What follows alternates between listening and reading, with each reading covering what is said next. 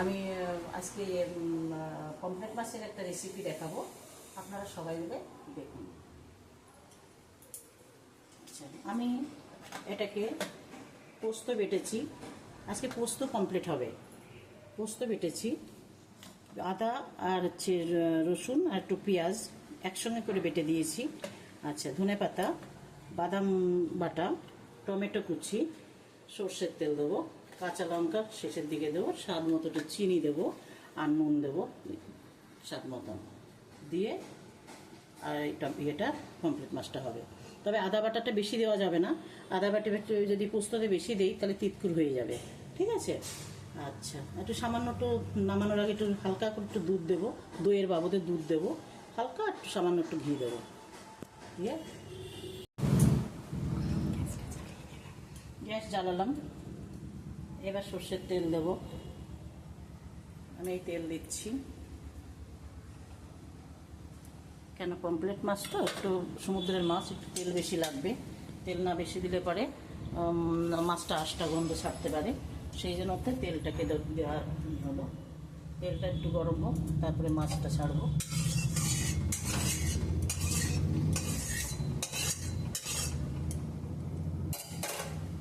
গরম হয়ে গেছে, মাছটা ছাড়বো।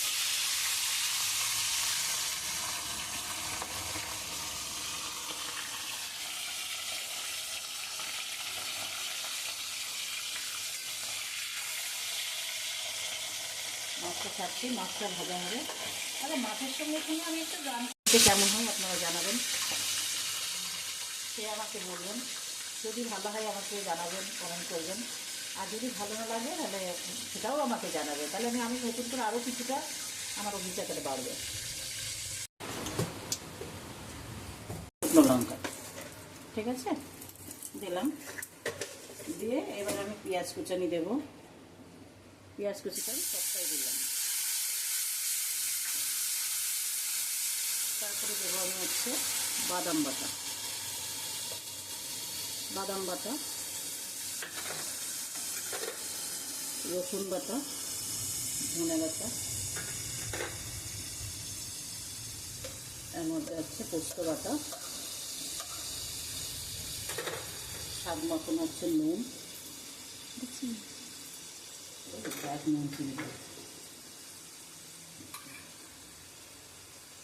চিনি,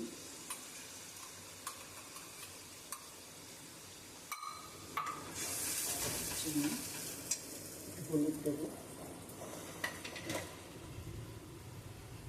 হলুদ দিলাম।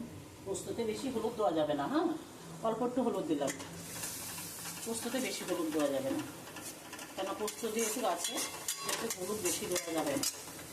টমেটো কুচি, কাঁচা লঙ্কা ফ্লেভার আসার জন্য। ধনে পাতাটা রেখে দিয়েছি, ধনে পাতাটা পরে দেবো, কেন ধনে পাতায় অল্প একটু দিয়েছি, আর নামানোর আগে ঠিক দেবো, তাহলে টেস্টটা আরও বাড়বে। আচ্ছা, এটাকে বাটা ছিল, ওই কাজু বাদাম বাটা ছিল, তো বাদাম বাটাটা সব দেবো না,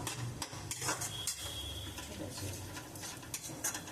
সামান্য একটু জিরের গুঁড়ো হালকা একটু দেবো, যেমন দেখিয়ে দিচ্ছি, এইটুকুনি দেবো, অল্প একটু, মানে হাফ চামচ। গরম মশলার গুঁড়ো সব কিছু দিয়ে আমি মিক্স করা আছে, আমি হাফ চামচের তারও কম দিয়েছি, জাস্ট একটু ফ্লেভার আনার জন্য। আমি বেশি বেশি করে কিছু দেবো না, কারণ বেশি কিছু দিলে পরেই যে ভালো হবে তার কোনো মানে নেই। আমি সামান্য করে দেবো, এক চামচ একটু ঘি দিয়ে দিলাম, যাতে মাছের আঁশটা গন্ধটা না ছাড়ে। দইয়ের বাবদে আমি একটু আমুল দুধের গুঁড়ো দিয়ে দিলাম।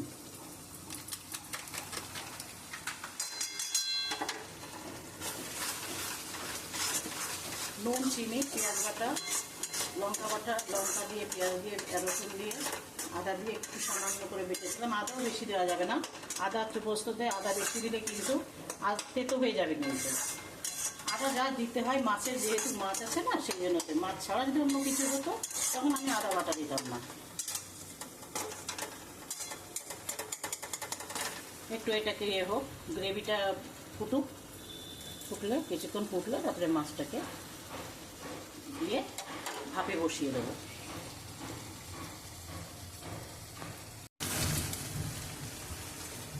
জল দিচ্ছি এবার একটু, অল্প করে জল দেবো, জাস্ট মাছটাকে একটু সিদ্ধ হওয়ার জন্য।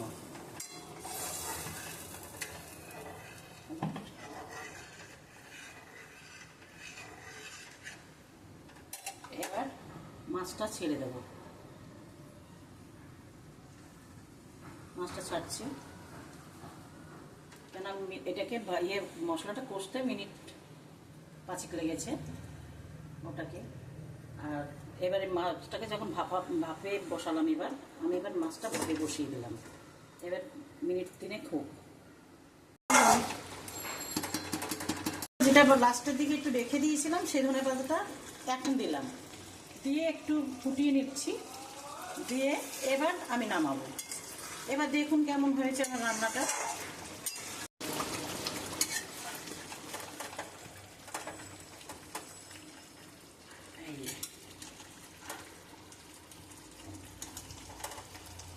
আমি কিন্তু বেশি তেল দিইনি, বেশি কোনো কিছুই দিইনি। আমি জাস্ট যেটুকু দেওয়ার প্রয়োজন সেই সবটুকু দিয়েছি, দেওয়ার পরেই আমার এই মাছের ভাপাটা এরকম করে করেছি।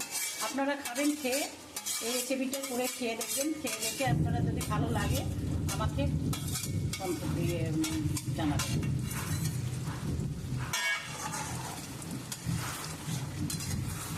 নমস্কার আপনাদের।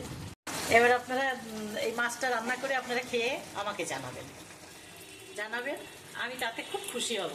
নমস্কার, সবাই ভালো থাকবেন। আমি আবার সামনে দেখাবো।